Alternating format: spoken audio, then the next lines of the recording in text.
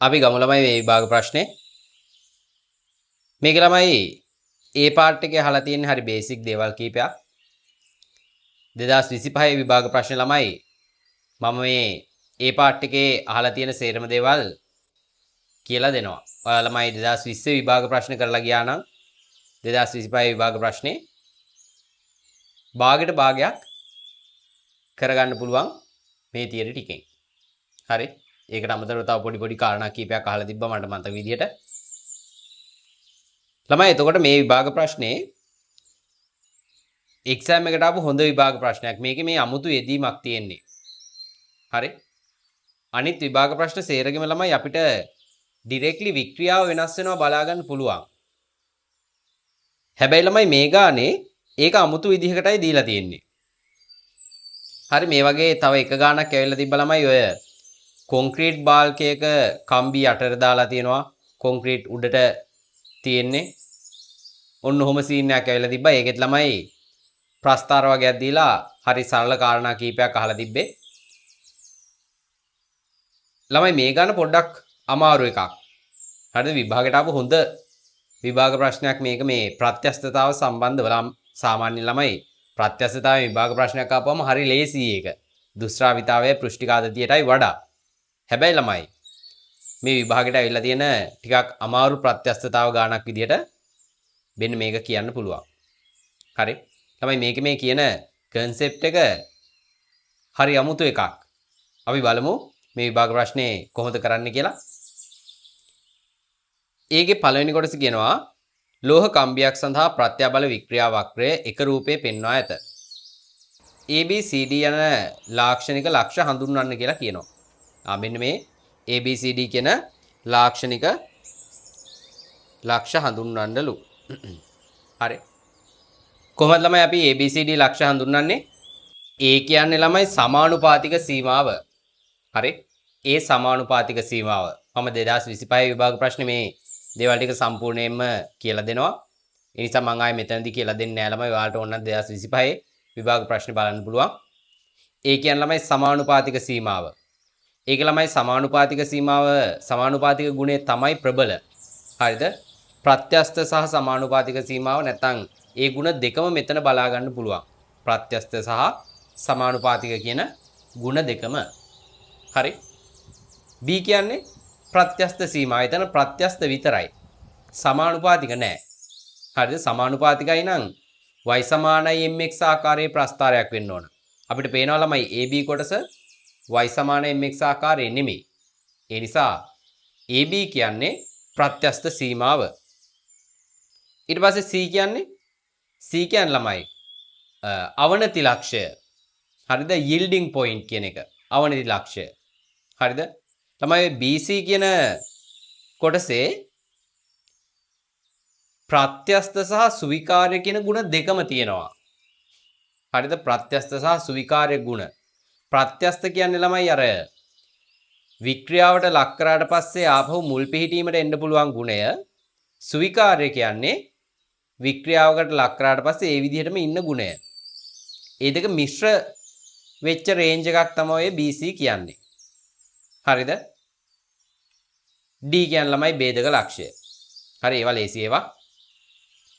දෙවෙනි එක කම්බිය C ලක්ෂය දක්වා ඇති අගයක් තෙක් ඇද මුදා හරිනු ලැබුවොත් කම්බියට කුමක් සිදුවේද? ළමයි C ලක්ෂය දක්වා තියෙන තැනකට ඇදලා තෑරියොත් එහෙම BC කියන රේන්ජ් එකේ තියෙන ළමයි ප්‍රත්‍යස්ත සහ සුවිකාර්ය ගුණ මිශ්‍ර ප්‍රදේශයක්. හරිද? C කියන ලක්ෂය වගේ එකක් ගද්දි ඒ වගේ තැනකට අදලා අතාරපුවාම ළමයි වෙන්නේ මේ කම්බිය ආපහු මුල් දිගට එන්නේ නැහැ. වික්‍රියාවක් අවසානයේ ඉතුරු කර ගන්නවා. හරිද? ඒ නිසා ඔයාලා අවසානයේ ලියන්න ඕන ළමයි ඔය දෙවෙනි කොටසට කම්බිය අවසානයේ මුල් දිගට නොපැමිණේ. හරිද? කම්බිය මුල් දිගට පැමිණෙන්නේ නැත. නැත්නම් අවසානයේ වික්‍රියාවක් ඉතුරු කරගනි. අන්න එහෙම තියෙන්න ඕන.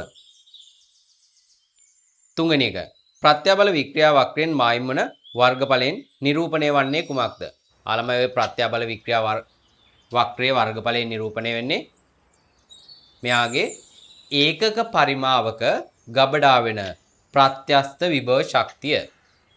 හරිද? නැත්නම් ඒකක පරිමාවක ගබඩා වෙන ශක්තිය. ප්‍රත්‍යස්ත විභව ශක්තිය කියලා තිබ්බත් කමක් නැහැ. හැබැයි ළමයි අනිවාර්යෙන් තියෙන්න ඕන ඒකක පරිමාවක ගබඩා වෙන කියලා. මොකද ඒකක පරිමාවක් සඳහා තමයි අපි ඔය සමීකරණය ඔප්පු කරලා ගන්නෙ. ඒ ඔප්පු කරන සමීකරණ සහ අනිත් සේරම තියරි කොටස් ළමයි ඔයාලට 2025 විභාග ප්‍රශ්නෙන් බලා ගන්න පුළුවන්. හරි. ඒ නිසා මම ඔතනින් ඔය කොටස ඉවර කරනවා ළමයි. ඊගාව කොටස් දෙක තමයි ළමයි. කොටස් දෙක නෙමෙයි තුනක් තියෙනවා මේකේ.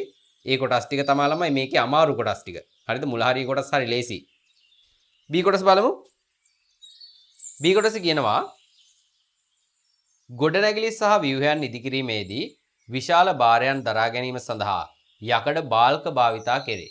යකඩ බාල්ක භාවිතා කරනවලු මෙන්න මේ ගොඩනැගිලි සහ ව්‍යුහයන් ඉදි කරද්දී. දැන් ළමයි ඔයාලා හෝල් ක්ලාසස් යන හෝල් වල තමයි AC කරලා නැත්තම් දැන් ගොඩක් දුරට ඒවා AC කරලා තියෙන්නේ. අපි ක්ලාස් යන කාලේ ළමයි AC නැහැ. හරිද? නැචරල් AC තමයි තියෙන්නේ. හරි? කොහොම හරි මම ක්ලාස් ගියපු හෝල් එකේ ළමයි 2000ක් විතර දාන්න පුළුවන්. එතකොට ඒක ළමයි ওই වගේ ලොකු බාල්ක තිබ්බා. හරිද? ලොකු අහලේ අපිට ක්ලාස් එක ගිහපුවාම ওই බාල්ක වෙනම බලා ගන්න පුළුවන්. දැන් සාමාන්‍යයෙන් එහෙම බලා ගන්න බෑනේ. ගොඩක් දුරට ඔයාලා යන ලොකු ක්ලාස් රූම් සේරම AC කරලා තියෙන්නේ. හරිද? ඒ නිසා බාල්ක බලා ගන්න බෑ. හැබැයි ඉස්කෝලේ වගේ නම් ඔයාලට බලා ගන්න පුළුවන් ලොකු බාල්ක තියෙනවා. හරිද?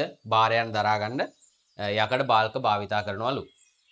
දෙකලවරින් රඳවා ඇති ඍජුකෝණාශ්‍රාකාර හරස්කඩක් සහිත බාල්කයක් මතට ඒකාකාර ලෙස ව්‍යාප්ත වූ භාරයක් යොදා ඇති විට තමයි ඒකාකාර ලෙස ව්‍යාප්ත වූ භාරයක් uniformly distributed load එකක් යොදා ඇති විට බාල්කයේ ඉහළ කොටස සම්පීඩනය වී දිගෙන් අඩු වේ. ඉහළ කොටස සම්පීඩන වෙලා දිගෙන් අඩු වෙනවලු. එලෙසම බාල්කයේ පහළ කොටස ඇදී දිගෙන් වැඩි වේ. බාල්කයේ පහළ කොටස ඇදිලා දිගෙන් වැඩි වෙනවලු. බාල්කයේ මැද ස්තරයේ දිග නොවෙනස්ව පවතින අතර ඒ උදාසීන අක්ෂයක් ලෙසින් හැඳින්වේ. බාල්කයේ මැද ස්තරයේ දිග වෙනස් වෙන්නේ නෑලු. හරියට ළමයි අපි මේක අර ඉගෙන ගන්න ළමයි ද්විලෝහ පටිය අන්න ඒ වගේ. ද්විලෝහ පටිය වගේ එකක් තමයි කියන්නේ. ද්විලෝහ පටිය ළමයි වක්‍ර වෙන්නේ ඒකේ තියෙන අර මොනවාද රේඛීය ප්‍රසාරණතා වෙනස් ද්‍රව්‍ය දෙකක් තියෙන නිසානේ.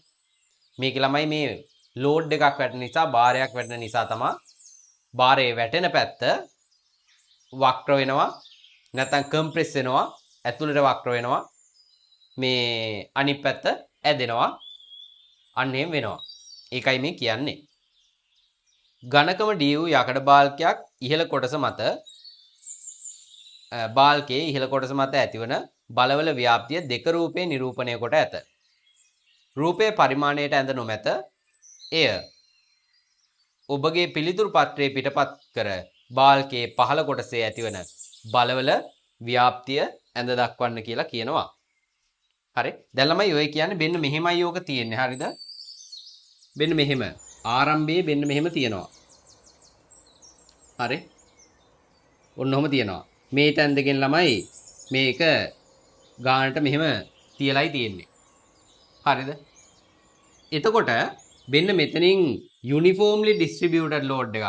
ඒ කියන්නේ ළමයි ඒකාකාර ව්‍යාප්ත වූ බලයක් මෙන්න මෙහෙම වැටෙනවා. හරිද? ළමයි අපි uniformly distributed load එකක් අඳින්නේ ඔහොම. හරිද? ඒ නිසා මෙන්න මේකේ ළමයි මට අවශ්‍ය ටික විතරයි මම මෙතන අඳින්නේ. මේක මෙන්න මෙහෙම වක්‍ර වෙන්න පටන් ගන්නවා. බාල්කේ ළමයි ලොකු වෙලා නැහැ. හරිද? මට මේ අවශ්‍ය දේවල් ටික අඳින්න තමයි මේ කොටස විතරක් ඇන්දේ. අනිත් කොටස ඇඳලා නැහැ මං. හරිද? මේ එක පැත්තක් මම මේ ඇඳලා තියෙන්නේ. ඕකේ ඔය තියෙන බලවල ව්‍යාප්තිය ඇඳලා පෙන්නන්න. ඔයාලා සම්පූර්ණ බාල්කෙම අඳින්න ඕන. හරිද? ඕකේ ළමයි මේ පැත්තේ බල ටික මෙන්න මෙහිම ඇවිල්ලා තියෙන්නේ. හරිද? ඕක ළමයි මම පොඩ්ඩක් ටෙක්නික් එක දාලාම අඳින්න. හරිද? මෙන්න මෙහෙම.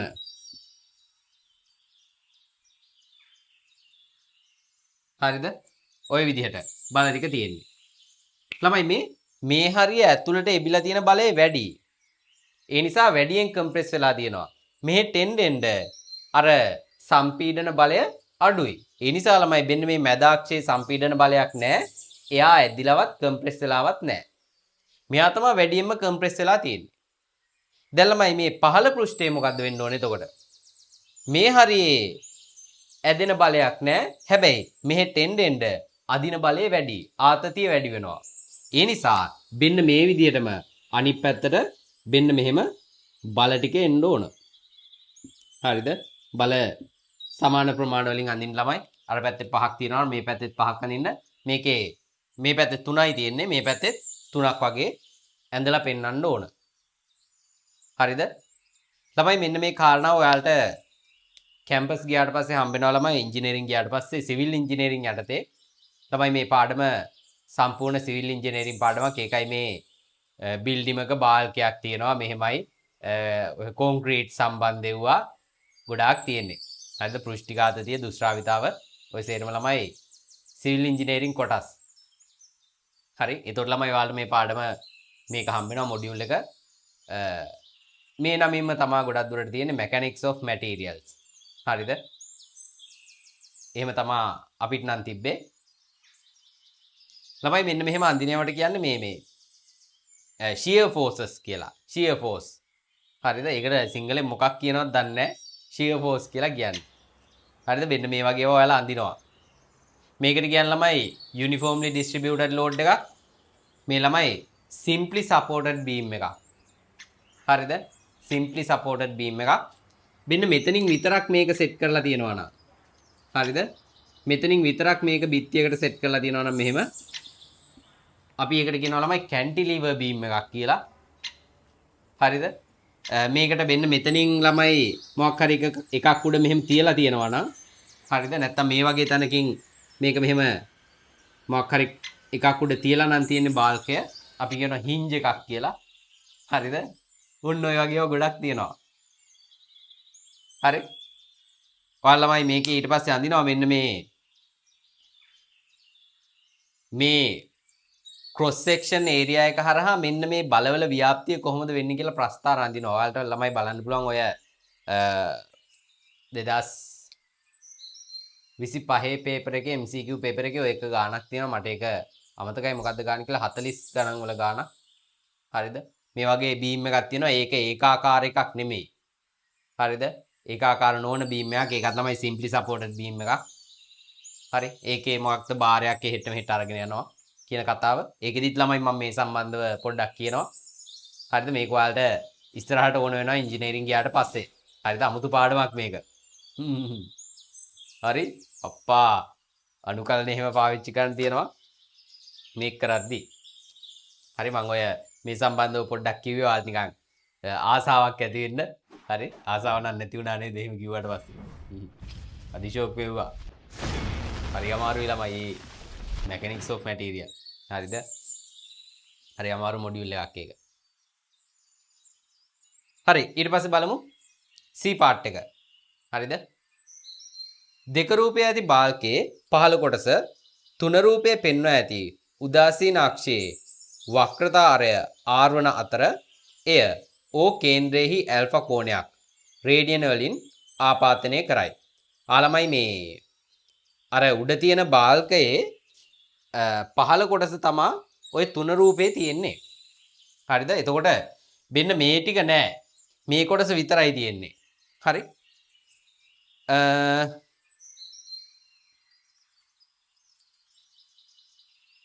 බාල්කයේ ඇති උදාසීන අක්ෂයේ දිග L කියලා කියනවා. මේ උදාසීන අක්ෂයේ දිග L.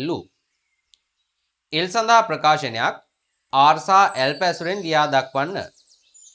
L සඳහා ප්‍රකාශනයක් R සහ L පැසුරෙන්. ඉතින් ළමයි කෝණය දන්නවනම් R දන්නවනම් මොකද L සමානයි R L පනේ. ඊට පස්සේ L dash සඳහා ප්‍රකාශනයක්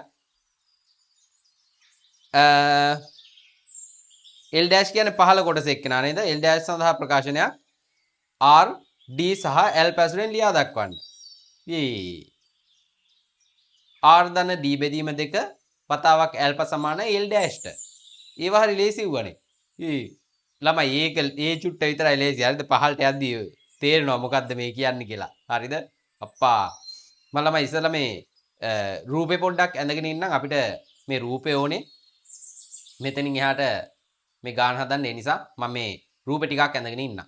හරි ඔන්න ළමයි මම රූපේ ටිකක් ඇඳගත්තා. බලමු ළමයි මේ රූපේ දැක්කම ඔයාලා චුට්ටක් මේකට බය වෙනවා. මේ ගානට බය වෙන්න එපා. මේක වෙනස් විදිහේ ගානක් වුණාට ගොඩාක් අමාරු එකක් නෙමෙයි. හරිද? මේක මේ කියන දේවල් හරියට තේරුම් ගත්තොත් එහෙම මේක හරි චූටි ගානක් වගේ අපිට හිතන්න පුළුවන්. හරිද? බලමු ළමයි. කලින් කිව්ව විදිහට ඒකේ පළවෙනි කොටසේ ළමයි අහන්නේ L සඳහා ප්‍රකාශනයක් R සහ ඇල්පා ඇසුරෙන්. දැන් ළමයි මේ තියෙන්නේ ඇල්පා, මේ තියෙන්නේ R. අපෙන් අහන්න මෙන්න මේ දිග. තමයි වෘත්ත ඡාපයක දිග අහන්නේ. රේඩියන වලින් කෝණයයි අරයයි දීලා. ඒ නිසා අපිට ලේසි ළමයි මේක ගන්න එක. මේක C part එකේ පළවෙනි කොටස මොකද්ද? L සමානයි L සඳහා ප්‍රකාශනයක් අහන්නේ L සමානයි R ඇල්පා. මේ ගාන කරන විදිය සම්පූර්ණයෙන් මෙයා අපිට කියනවා මෙන්න මේ අවසාන උත්තරයට යන විදිය තමයි ළමයි මේ කොටස් ටික අපිට දීලා තියෙන්නේ. දෙවෙනි එක L dash සමානයි ළමයි L dash කියන්නේ මෙයා. එයාට ඕනේ මෙතන ඉඳන් මෙතෙන්ට යනකම් දිග. හරිද? මේ සම්පූර්ණ දිග ඕන.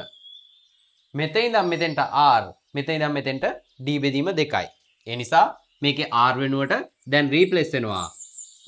R ධන D බෙදීම 2 වතාවක් ඇල්පා කියන එක එනවා. උන් ළමයි උත්තර. මේ අහන කාරණා හරි ලේසි. හරියට තේරුම් ගත්තා නම් එහෙම. මෙන්න මේක දැක්ක ගමන් ඔයාලා පොඩ්ඩක් කන්ෆියුස් වෙනවා මේ මොකද්ද දන්නේ නැහැ මේ තියෙන්නේ කියලා. හරිද? මේකේ තමයි මේ දත්ත මාක් කරලා ටිකක් වැඩි. හරිද? ඒ වගේම මේකේ මේ විතතිය දීලා තියෙන විදිහ වෙනස්. මම මුලින්ම කිව්වා වගේ. තුන්වෙනි එක බාල්කයේ පහළ කොටසේ පවතින වික්‍රියාවේ සාමාන්‍ය අගය. මෙන්න මේක මගින් ලබා දෙන බව පෙන්වන්න. දැන් ළමයි මේ අහන උත්තරයට යන්න අපිට මොකක් හරි මැප් එකක් ඕන. හරිද? කොහොමද මේ උත්තරයට යන්නේ? හරිද? නිකම්ම ළමයි ඔය උත්තරේ දැක්ක පමණින් ගන්න බෑනේ මෙහෙමයි කියලා. මොකක් හරි පාරක් තියෙන්න ඕන මෙන්න මෙහෙමයි මේක කරන්න කියලා. අපි ඉස්සලාම් පාරක් හදාගමු. අපෙන් අහන්නේ වික්‍රියාවේ සාමාන්‍ය අගය. මොකද්ද ළමයි වික්‍රියාව කියන්නේ?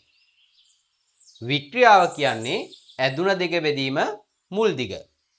මුල් දිග අපි දන්නවා L. හරිද? ඇදුන දිග කියන්නේ L dash ඍණ L කියන එක්කෙනා. දැන් ළමයි නිකම්ම වික්‍රියාව නෙමෙයි මේ අහන්නේ. වික්‍රියාවේ සාමාන්‍ය අගය. ඒතකොට ළමයි මේ මුල් දිගේ සාමාන්‍ය අගයක් කියලා එකක් අපිට ගන්න බෑනේ. හරිද? වෙනසක් උන කෙනාගේ තමයි සාමාන්‍ය අගයක් අපිට ගන්න පුළුවන් වෙන්නේ. ඒ නිසා මට පුළුවන් ළමයි ඉස්සල්ලාම හොයන්න මෙන්න මේ විතතිය ඊට පස්සේ විතතියේ සාමාන්‍ය අගය ඊට පස්සේ වික්‍රියාවේ සාමාන්‍ය අගය. අන්න එහෙම මට මේක හදාගෙන යන්න පුළුවන්. හරි? ඉස්සලාම ලියන්න ඕන ළමයි විතතිය සමානයි මොකද්ද? L dash ඍණ L. හරි විතතිය තමයි මේ හොයලා තියෙන්නේ. නැත්තම් පහළ කොටස වැඩිපුර ඇදුන දිග. ඔන්න ඔහමයි එන්නේ. මෙතෙන් ළමයි අපිට ඕන නම් මේ දෙන්න ආදේශ කරන්නත් පුළුවන්. ආදේශ කළා දාමු නේද? L dash කියන්නේ R ධන D බෙදීම 2 වතාවක් ඇල්පා ඍණ L කියන්නේ R ඇල්පා. මෙතනින් අපිට එනවා D ඇල්පා බෙදීම 2යි. හරිද? මේ තමයි ළමයි විතතිය කියන එක්කෙනා.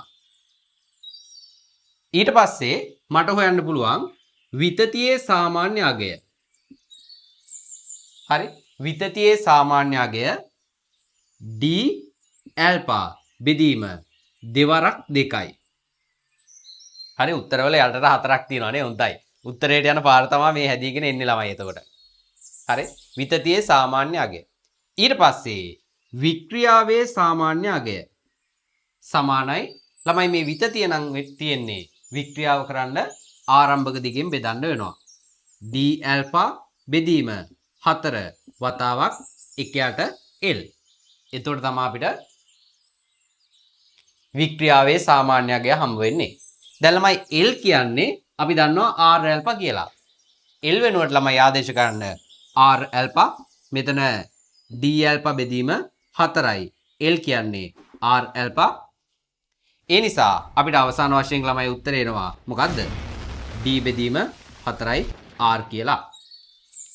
අන්න ඒක තමයි ළමයි අපෙන් අවසාන උත්තරේ විදිහට මේ අහන්නේ. හරි. දැන් ළමයි මේකේ අන්තිම උත්තරේ දීලා තියෙනවා කියලා සමීකරණයක් ලියලා එකපාරට බෙහෙන් උත්තරේ කියලා අර මං හැම ගානෙම කරන කපටි සීන් එක දාන්න බෑ මෙතෙන්ට. හරිද? මේක ළමයි මේ පාර දිගේ එන්න ඕන. හරි. නිකම්ම ළමයි ඔයාලා වික්‍රියාව හොයලා පටන් ගත්තා නම් එහෙම වැඩේ හරියන්නේ නැහැ. හරි. වික්‍රියාව හොයලා කරන්නත් පුළුවන් ඉතින්. වික්‍රියාව කියන්නේ ළමයි මෙන්න මෙයා බෙදීම L. හරිද? ඊට පස්සේ මේවට ආදේශ කරන්න වෙනවා. හරිද? ඒක පොඩ්ඩක් කම්ප්ලෙක්ස් වැඩි වගේ සීන් එක. ඒ නිසා මෙන්න මෙහෙම විතතිය හොයලා විතතියේ මධ්‍යන්නාගය හොයලා වික්‍රියාව විතතියේ සාමාන්‍යයගේ හොයලා ඊට පස්සේ වික්‍රියාවේ සාමාන්‍යයගේ ගන්න එක තමයි ළමයි හොඳම මෙතඩ් එක කියලායි මට හිතෙන්නේ. හරි. එහෙමයි ළමයි මේ තුන්වෙනි කොටස ගන්න. පේනවද? අන්න ඒක චුට්ටක් අමාරුයි. මේ දෙක ලේසියෙන් වගේ ලිව්වට මෙයාව ගන්න හරියට තේරුම් ගන්න ඕන. ළමයි මේ වික්‍රියාවේ සාමාන්‍යයගේ අහන නිසා. හරිද? ඔහොමයි අන්න ඒකේ උත්තරේ ගන්න. D කොටස බලමු. උදාසීන අක්ෂය n ඔස්සේ ක්‍රියා කරන බලය කොපමණද? මෙන්න මේ උදාසීන අක්ෂය මෙන්න මෙයා ඔස්සේ ක්‍රියා කරන බලය තමයි D ගේ පළවෙනි කොටස මේ. D ගේ පළවෙනි කොටස. දැන් ළමයි බලයක් ඇති වෙන්න නම් විතතියක් තියෙන්න ඕන. මෙයා ඇදිලා තියෙන්න ඕන. ළමයි මේ n කියන අක්ෂය ඇදිලා තියෙනවද? එහෙම වෙලා නැහැ. ඒ නිසා යාගේ වික්‍රියාවක් නැති නිසා n ඔස්සේ ක්‍රියා කරන බලය සමානයි 0යි. හරි. එහෙම ලියන්න ඕන. n ඔස්සේ ක්‍රියා කරන බලය නැත්නම් උදාසීන අක්ෂය ඔස්සේ ක්‍රියා කරන බලය 0යි කියලා. හරි. ඊට පස්සේ දෙවෙනි කොටසේ අහනවා බාල්කේ පහළ කොටස මත ක්‍රියා කරන ආතන්‍ය බලයේ සාමාන්‍ය අගය F නම් පහළ කොටසේ පතුලේ පිහිටි ස්ථානය B කියන තැන ඔස්සේ ක්‍රියා කරන බලය කොපමණද කියලා. දැන් ළමයි වෙන්න මෙයාගේ මධ්‍යන්න බලය. හරි. මම ළමයි මේක චුට්ටකට මකන්න. දැන් ළමයි අපි මේක ඇන්දනේ අර මෙන්න මෙහෙම බල ටිකක් මතකද දන්නේ නැහැ. හරි. මෙන්න මෙහෙම බල ටිකක් ඇඳ මෙන්න මෙහෙම වැඩි වෙනවා මෙහෙම එන්න අඩු වෙන බල ටිකක් ඇඳා. හරිද? ඔහොම ඇඳනේ. මෙන්න මේ බලවල සාමාන්‍යයගේ අපිට දීලා තියෙනවා F කියලා. ඒ කියන්නේ ළමයි මෙතන ආගේ මං F ඩෑෂ් කියලා ගන්නම්. මෙතන බලය 0යි. දැන් ළමයි මේ කොටසේ දෙවෙනි කොටසේ අපිට දීලා තියෙන්නේ මේ සාමාන්‍යයගේ කියන කෙනා. හරිද? සාමාන්‍යයගේ F. කොහොමද ළමයි සාමාන්‍යයගේ ගන්නෙ? උපරිමාගයයි අවමාගයයි එකතු කරලා දෙකෙන් බෙදන්න ඕන.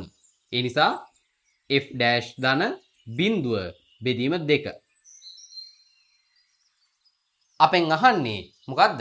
මෙන්න මේ පහළම ලක්ෂ්‍ය ඔස්සේ ක්‍රියා කරන බලය F ඩෑෂ් කියන කෙනා. F ඩෑෂ් කියන්නේ මොකද්ද? 2F. අන්න එහෙමයි ළමයි ඒකේ උත්තරේ එන්නේ. පේනවා ළමයි ගාන හරි ලේසි හදන්න. තේරුම් ගන්නයි මේක අමාරු. හරිද? මේ concept එක තේරෙන්න ඕන. විභාගෙදීත් ළමයි මම ওই රූපේ දැක්කට පස්සේ ඕක අතහැරලා දැම්මා. හරිද? ඔය ප්‍රශ්න කරේ නෑ මම එක්සෑම් එකට. හරි? කවක් නෑ. ඔහොමයි ඒක ගන්නෙ. හරිද? තුන්වෙනි එක. බලමු තුන්වෙනි එකේ මොකද්ද කියන්නේ කියලා. බාල්කයේ පළල W සහ යකඩවල යම් මාපාංකයේ y නම් F බලය මෙන්න මේක මගින් ලබා දෙන බව පෙන්වන්න කියලා කියනවා. දැන් ළමයි මේ අපි වික්‍රියාවේ සාමාන්‍යයගේ හෙව්වා. හරිද? B කියන කොටසේ බාල්කයේ පළල W යකඩවල යම් මාපාංකයේ y සහ y නම් F බලය මෙච්චරක් බව පෙන්වන්න කියලායි කියන්නේ. දැන් ළමයි අපි මෙන්න මෙයා හෙව්වා. හරිද? වික්‍රියාව හොයලා තියෙන්නේ. යම් මාපාංකය අපිට දීලා තියෙනවා යංස් මොඩියුලස් එක y කියලා. බාල්කේ පළල දීලා තියෙනවා w කියලා. හරිද? අපිට මෙන්න මේ F බලය සම්බන්ධව යන්නේ. F බලය තියෙන්නේ ළමයි මෙන්න මේ කොටස විතරයි. හරිද? F බලය තියෙන්නේ මේ කොටස විතරයි. දැන් මේ බාල්කයේ වර්ගඵලය ගනිද්දී ඒ නිසා ඔයාලා මෙන්න මේ කොටස විතරයි ද සලකන්න ඕන. අන්න එතන පොඩි අවුලක් තියෙනවා. දැන් ළමයි අපිට බාල්කයේ මෙන්න මේ කොටසේ මධ්‍යන්න බලයයි දීලා තියෙන්නේ. එතකොට මෙන්න මේ කොටසේ මධ්‍යන්න ප්‍රත්‍යාබලය තමයි අපිට හොයාගන්න ඕන. ඒ නිසා ළමයි මෙන්න මේ වගේ කොටසක වර්ගඵලයයි අපිට අනිවාර්යෙන් ගන්න වෙන්නේ. දැන් ළමයි මේක හැම වෙලාවෙම මතක තියාගන්න ඕන ළමයි. මේ තියෙන්නේ අර උඩ තිබ්බ බාල්කෙන් එක භාගයක්. හරිද? මේකේ අර උඩ තව කෑල්ලක් තියෙනවා. ඒක මේකේ ඇඳලා නැහැ. හරිද? ඒ නිසා ළමයි මේක මෙන්න මේ වගේ කොටසක් මෙතන තියෙන්නේ. හරිද? මෙන්න මෙහෙම බාල්කයක්. හරි මේ වගේ කොටසක් තියෙන්නේ මේ. මෙහෙම. හරි. ඒ නිසා ළමයි අපිට තියෙන්නේ හූක් නියමය දාන්න. නැත්තම් ප්‍රත්‍යාබලය හොයන්නයි තියෙන්නේ. කොහොමද ළමයි ප්‍රත්‍යාබලය අපිට එන්නේ? ප්‍රත්‍යාබලය අපෙන් අහන්නේ මොකද්ද? F කියන එක්කෙනානේ. හරිද? අපි හූක් නියමය දාමු. කෙලින්ම ළමයි ලියන්න. හූක් නියමයේ යෙදීමෙන්. හරිද? හූක් නියමයේ යෙදීමෙන්. හරි. හූක් නියමයේ දානවා. ප්‍රත්‍යාබලය කොහොමද එන්නේ? F බෙදීම මෙයාගේ පළල අපිට දීලා තියෙනවා W කියලා. ඝනකම අපි දන්නවා D බෙදීම 2යි. හරි. ඒ නිසා F බෙදන්න ඕන W වතාවක් D බෙදීම 2කින්. උන් ළමයි වර්ගඵලය මෙයාගේ. ඒක සමානයි යම් මාපාංකය y වතාවක් මෙයාගේ වික්‍රියාව සාමාන්‍ය වික්‍රියාවේ සාමාන්‍යය අපි හෙව්වා D බෙදීම 4R. D බෙදීම 4R.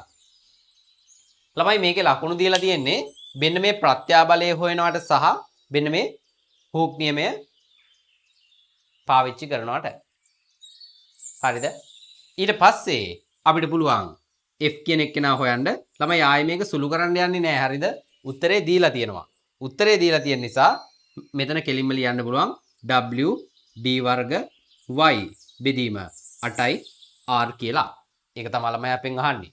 මේකට ලකුණු දීලා නැහැ. හරිද? ඒක දීලා තියෙනවනේ. හරිද? සමහර ගණන් තියෙනවා ළමයි. මෙන්න මේ අවසාන උත්තරේ මේකටත් ලකුණු දීලා තියෙන. 2020 පේපරේ මේකට ලකුණු දීලා නැහැ. ඒක ළමයි ගාන දීලා තියෙන නිසා.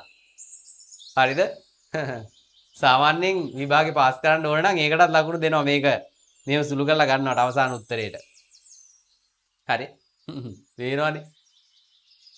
අන්න ඒවයි ඒක ගන්නෙ. ඒක චුට්ටක් අමාරු කොටසක්. ඊට පස්සේ කියනවා හතරවෙනි එක. බාල්කයේ පහළ කොටස මෙන්න මෙච්චරක් වූ සාමාන්‍ය ආතන්න ප්‍රත්‍යාබලයකට යටත්ව ඇති විට R අරේ අගය නිර්ණය කරන්න. මෙන්න මේ R ගේ අගය අහන්නේ අපිට F කියන එක්කෙනා දීලා තියෙනවා. Y ගේ අගයක් දීලා තියෙනවා. D කියන එක්කෙනාත් දීලා තියෙනවා. එතකොට ළමයි අපි W දන්නේ නැහැ. නේද? W ගේ අගයක් දන්නේ නැහැ. හරිද? අපෙන් අහන්නේ R ගේ අගය නේද?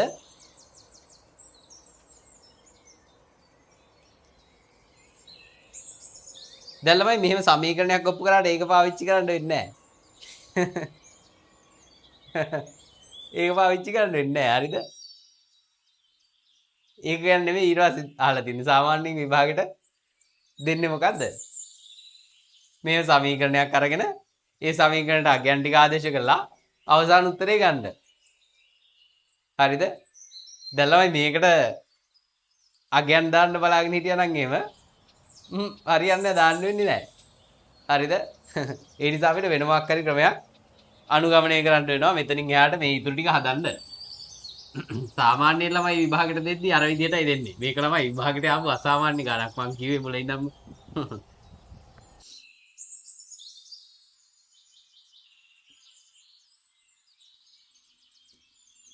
බලමු. දැන් තමයි මොකද කරන්නේ? දැන් අපි දන්නවා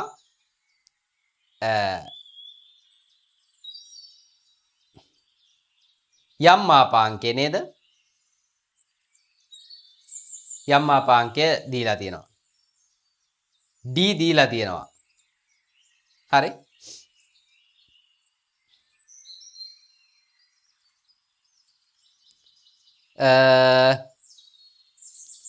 අපිට ආතන්නේ ප්‍රත්‍යාබලය දීලා තියෙනවානේ. ඒ නිසා ළමයි අපි කෙලින්ම ප්‍රත්‍යාබලයට මේක සමාන කරමු. හරිද? වෙන ඉතින් කරන්න දෙයක් නැහැ. හරිද? ප්‍රත්‍යාබලය අපිට දීලා තියෙනවා. හරි ඒ නිසා ප්‍රත්‍යාබලයට අපි මේක සමාන කරමු. වෙන විකල්ප නැහැ. හරි? දැන් මම පොඩ්ඩක් ඒක කියන්න. දැන් එහෙම මම කිව්වට ප්‍රත්‍යාබලයට සමාන කරමු කිව්වට දන්නේ නැහනේ. හතරවෙනි එක. ළමයි හූක් නියමය කියන්නේ F බෙදීම A සමානයි y E බෙදීම L කියලානේ. හරි? අපිට ළමයි මෙන්න මෙයා දීලා තියෙනවා. හරිද? මොකද්ද? සාමාන්‍ය ආතන්‍ය ප්‍රත්‍යාබලයකට යටත්ව ඇති විට. මෙන්න මෙයා සම්පූර්ණයෙන් දීලා තියෙනවා. හරි? ඒ නිසා ළමයි මෙන්න මෙයාට එයාගේ දාමු අපි. එක ගුණ කිරීම 18යි. එක ගුණ කිරීම 18යි. y කෙනෙක් කෙනා එයා දීලා තියෙනවා. දෙක ගුණ කිරීම 10 11යි. හරි? E බෙදීම L කෙනෙක් කෙනා අපි දන්නවා ළමයි වික්‍රියාවේ සාමාන්‍යයගේ D බෙදීම 4R කියලා. හරිද? D බෙදීම 4R. අන්න ළමයි R කෙනෙක් කෙනා ගන්න පුළුවන්. D කෙනෙක් කෙනා අපිට ඔන්න දීලා තියෙනවා. හරි එහෙමයි කරන්නේ.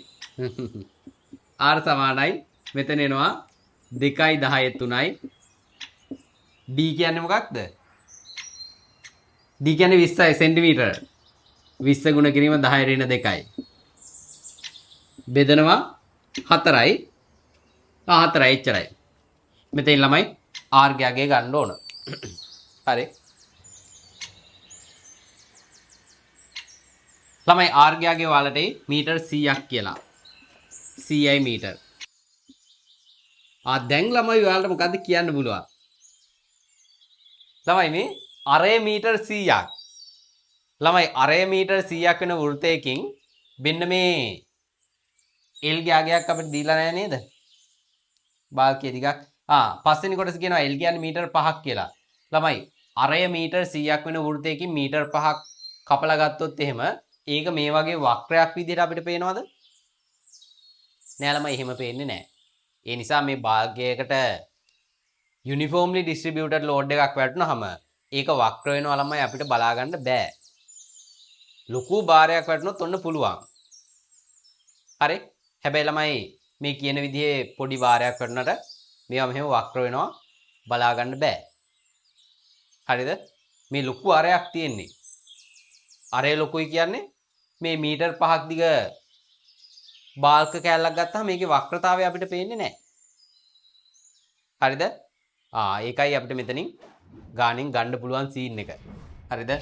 අවසාන උත්තරෙන් තේරුම් ගන්න පුළුවන් කාරණාව අන්නේ එක. පස්වෙනි එක. L සමානයි 5ක් නම් L5 අගේ රේඩියන වලින් ගණනය කරන්න කියලා කියනවා. ළමයි ඒක ලේසි. හරිද? පස්වෙනි කොටස අපි දන්නවා L සමානයි R ඇල්පා. ඇල්පා තමයි අපෙන් අහන්නේ. L කියන්නේ මොකක්ද? CI L කියන්නේ 5යි. L කියන්නේ 5යි. R කියන්නේ CI. මෙතන ඇල්පා සමානයි රේඩියන වලින් කොච්චරද ළමයි 0.05. 0.05යි රේඩියන. හරි. 6 වෙනි එක. cos alpha බෙදීම 2 මෙන්න මේක ලෙස සලකමින් බාල්කයේ උදාසීන අක්ෂයේ මධ්‍ය ලක්ෂය කැපිටල් M හි පාතනය ඩෙල්ටා ගණනය කරන්න. ළමයි ඩෙල්ටා කියන්නේ මෙන්න මේ කොටස. මේක කොච්චරක් පහළට යනවද කියලා යන්නේ. මෙන්න මේ කොටසයි ඩෙල්ටා කියන්නේ. හරිද? ඒකේ පාතනය ගණනය කරන්නලු. දැන් ළමයි කොහොමද ඒක හොයන්නේ? ඒක ළමයි තව ටිකක් වෙනස් විදිහේ කොටසක්. හරි විභාගෙදී ළමයි ඔන්න ඔය වගේ එකක් આવුත් එimhe ඔයාලට එකපාර හිතෙන්නේ නැත්තම් ටයිම් එකක් මදි නම් මේ ළමයි ගානේ අන්තිම හරියනේ. ඒක අතහැරලා ඊගාව කොටසට යන්න ඕන. හරිද? මොකද ළමයි ඒකට හේතුව තමයි මේ වගේ මේ කොටසක් කරලා ළමයි ලකුණු දෙකක් විතර ගන්නවට වඩා හරි වටිනවා. ඊගාව කොටස කරලා අලුතෙන්ම ප්‍රශ්නයක් අරගෙන ඒකේ මුල හරියේ තියෙන බේසික් කොටස් 4ක් 5ක් කරලා ලකුණු 5ක් විතර ගන්න එක. ළමයි මේ කොටස හිත විනාඩි 10ක් ඉන්නවට වඩා අරක වටිනවා. හරිද? ඒ නිසා එකපාර හිතෙන්නේ නැත්තම් ටයිම් එකත් ඉවරයි නම් ඊගාව ප්‍රශ්නෙට හිමීට මාරු වෙන්න ඕන. හරිද? අපි ළමයි බලමු මේක මොකද්ද මේ කියන්නේ කියලා. අපිට දීලා තියෙන්නේ ඇල්ෆා බෙදීම දෙක කාගයක්. ළමයි අන්න එහෙමයි හිතන්නේ. හරිද? ගාන. දැන් මේකේ පාතනය කොච්චරද කියලා පාත් වෙවි ඉන්නවා හිත. ළමයි එහෙම බෑ. ගානේ දීලා තියෙන්නේ ඇයි මෙහෙම එකක්. ඇල්ෆා බෙදීම දෙකක් දීලා තියෙන්නේ ඇයි ඒ? ඇයි දන්නේ එහෙම එකක් දීලා තියෙන්නේ. අන්න එතනින් තමයි ළමයි ඒවා තමයි කී පොයින්ට්. එතනින් තමයි අපි හිතන්නේ මේක මෙහෙමයි හදන්නේ කියලා. උන් බලන්නකෝ. ඇල්ෆා බෙදීම දෙක කියන්නේ මෙන්න මේ කෝණය නේද? මෙයා තමයි ළමයි ඇල්ෆා බෙදීම දෙක කියන්නේ. හරි. එතකොට එයා දීලා තියෙන්නේ ළමයි අපිට මෙන්න මේ ලක්ෂය මෙතන ඉඳන් මෙතෙන්ට තියෙන දුර හොයන්න. දැන් ඇත්තටම ළමයි අපිට ඕනේ මෙන්න මේ වෙනස හොයාගන්නනේ. අපිට පුළුවන් වෙන්න ඕන මෙතන ඉඳන් මෙතෙන්ට තියෙන දුර සහ මෙතන ඉඳන් මෙතෙන්ට තියෙන දුර හොයාගන්න. හරිද? මේ උඩ ලක්ෂයටයි යට ලක්ෂයටයි තියෙන දුරවල් හොයාගන්න. හරිද? අන්න ඒකට තමයි ළමයි මේ ඇල්ෆා බෙදීම දෙකක් දීලා තියෙන්නේ. හරි? කොහොමද ළමයි අපි මෙන්න මේ මෙතෙන්ට තියෙන දුර හොයාගන්නේ? ළමයි අපි දන්නවා r ගයාගේ මේ r ගයාගේ දන්නවා. ළමයි r ගයාගේ කෙලවුනොත් එහෙම මේක වැරදි. හරිද? r ගයාගේ මෙතනදී වැරදුනොත් එහෙම මෙයා වැරදි. r ගයාගේ මෙතනදී වැරදුනොත් මේ ඩෙල්ටා හොයන එක වැරදි. හරි? ඊමයි ගාන යන්නේ. ළමයි සින්ක්‍රොනයිස් මේ ගාන. හරිද? උඩ කොටස් සෑහෙන්න පහළේවට බලපානවා. ඒ නිසා නිකම්ම මේක වෙනම කොටසක් විදිහට හදන්න බෑ. මේ ගානෙන් ඉන්ඩිපෙන්ඩන්ට් නෙමෙයි ඊගාව කොටස. හරිද? R කියන එක කෙනා ඕනේ. R වැරදුනොත් එහෙම ඊගාවට වැරදි. හරි? මොකද කරන්නේ? අපිට පුළුවන් ළමයි R දන්න නිසා මෙන්න මෙතන ඉඳන් මෙතෙන්ට තියෙන දිග හොයාගන්න. මෙන්න මේ දිග. හරි? මේ දිග හොයාගන්න පුළුවන්. මෙන්න මේ ඇල්ෆා බෙදීම දෙක දන්නවා. R කියන එක කෙනා දන්නවා. ඊට පස්සේ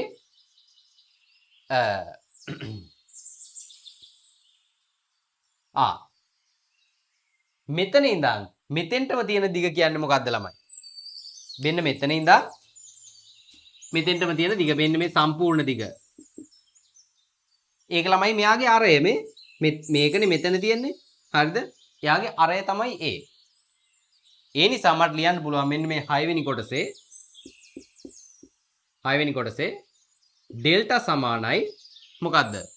මෙතෙන්ට තියෙන දුර r ඍණ මේ කොටස මොකද්ද ළමයි? මෙයා r නම් මෙයා ඇල්ෆා බෙදීම දෙක නම් r cos ඇල්ෆා බෙදීම දෙකයි. ඒ නිසා මෙයා r cos ඇල්ෆා බෙදීම දෙකයි.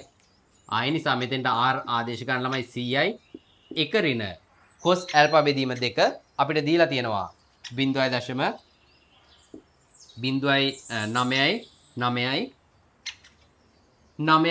කියලා. හරි?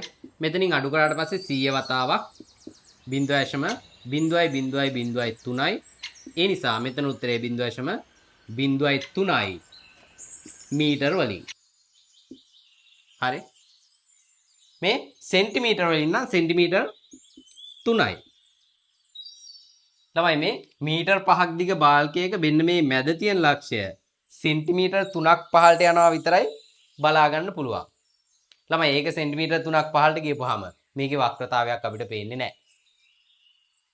හරි? අන්න එහෙමයි වෙන්නේ. පේනවද ළමයි ඒක? ඒ වගේ ළමයි ওই විභාගෙට අහලා තියෙනවමයි මේ. හරි? මං කලින් කිව්ව විදිහට ළමයි මේ R වැරදුනොත් එහෙම වැරදි. හරිද? R වැරදුනොත් වැරදි. ඔතන ළමයි හොඳ වෙලාවට එයාලා ඔය C ගේ 3 වෙනි කොටසේ දීලා තියෙනවා. මෙන්න මෙයා බව පෙන්වන්න කියලා. මේ උත්තරේ දීලා තියෙනවා අපිට. මේ උත්තරේ දීලා තියෙන නිසා ඒක හරි ගියොත් එහෙම ඒක අනිත් ඒවාට බලපාන්නේ නැහැ. ඒක ගන්න බැරි නම් ඒක දාලා ඊගාව කොටස් ටික හදාගෙන යන්න පුළුවන්. හරිද? ඒකත් දීලා තිබ්බේ නැත්තම් එහෙම. මේක ළමයි එක කොටසක් වැරදුනම ගොඩාක් කොටස් වරදිනවා. හරිද? මෙතන මේ වික්‍රියාවේ සාමාන්‍යයේ වෙනුවට ඔයාලා නිකම්ම වික්‍රියාව පාවිච්චි කරොත් එහෙම මේ ගාන පහළට යනකම්ම වැරදි. හරි. හොඳ වෙලාවට මේක දීලා තියෙනවා. ඒක දීලා තියෙන නිසා මෙන්න මේ R වැරදුනොත් එහෙම තමයි තව කොටස් දෙකක් තුනක් විතර වරදින්නේ. හරි. R වැරදි නම් ඒක වැරදි. එතකොට මෙයා වැරදි. එතකොට මෙයා කොහොමත් වැරදි. මෙතෙන්ට හම්බෙන්න ලකුණු ටික හම්බෙන්නෙත් නැහැ. හරි. පේනවලම ඒක හොඳ ගානක්. හරි. ඊට පස්සේ ඊ කොටස යකඩ වලින් සාදා ඇති ඍජුකෝණාශ්‍රාකාර බාල්කයක් සහ I හැඩයේ ඇති බාල්කයක් තමයි I section tension member කෙනෙක් ඉන්නේ. හරිද? ඔය එක එක ඒවා තියෙනවා. හරිද? ඔයාලා ඉංජිනේරින් ගියාට පස්සේ ඉගෙන ගනි ඔය එක එක ඒවාට කියන නම් තියෙනවා ළමයි. හරිද? I section ඒවා. හරිද? මොනවාද? square hole section. හරිද? circular hole section. හරිද? ඔන්නෝම එක එක විදිහේ ඒවා තියෙනවා. හරි? ඔයාලට ඉගෙන ගන්න පුළුවන් ඉස්සරහට. ඔයාලා සිවිල් ඉංජිනේර්ස්ලා වෙනවනම්. හරි. I section I හෝ H. හරිද? දෙපැත්තටම ගන්න පුළුවන්. ඔහොම තියෙද්දි I පෙරළුවාට පස්සේ H. හැඩය ඇති බාල්කයක් හතර රූපේ පෙන්වා ඇත. ඉදිකිරීම් ශේෂ්ත්‍රයේදී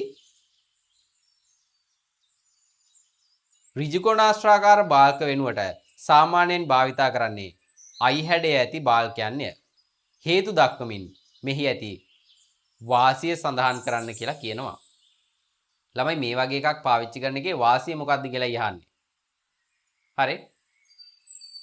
අර හතර රූපයේ ඔය පෙන්නන ඍජුකෝණාශ්‍රාකාර බාල්කයේ වෙනුවට අර වගේ එකක් පාවිච්චි කරන්නේ. ඇයි කියලා යහන්නේ. ළමයි ඔයාලා දැකලා තියෙනවා. ඔහොම ඒවා තමයි බාල්ක විදිහට පාවිච්චි කරන්නේ. හරිද? රේල් පීල්ලක් ගත්තාම ඒකත් ළමයි ওই විදිහට. හයිවේ එකේ ළමයි අර පාර උඩින් යනවා ඒක යට තියෙන බීම් ගත්තාම මෙන්න මෙහෙම තියෙන්නේ. හරි? මෙහෙමයි ඒවා තියෙන්නේ. හරි ඔන්න ඔහොම තියෙන්නේ. හරි මේක උඩ තමයි ළමයි පාර යන්නේ. හරි? දැන් ළමයි මේ ගාණියා දීලා තියෙනවා. ඇයි මෙහෙම හදන්නේ කියලා. ඇයි ළමයි එහෙම හදන්නේ?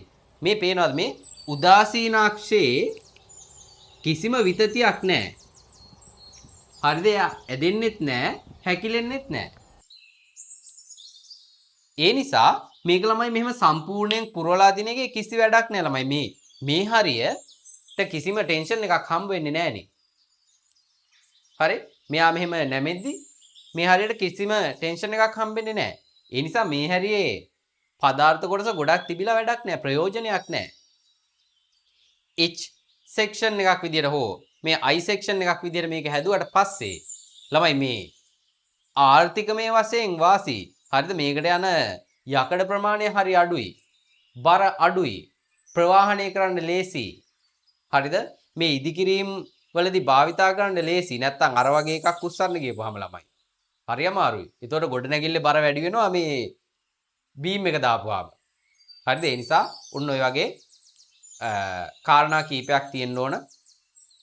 හරි? හේතු දක්වමින් මෙහි ඇති වාසි සඳහන් කරන්න. ළමයි හේතු දක්වන්න ඕන. හරිද? කොහොමද අපි හේතු දක්වන්නේ? හේතු දක්වද්දී කියන්න ඕන ළමයි. සම්පීඩනයේ උපරිම වෙන්නේ ඉහළ. හරිද? ආතතිය උපරිම වෙන්නේ පහළ.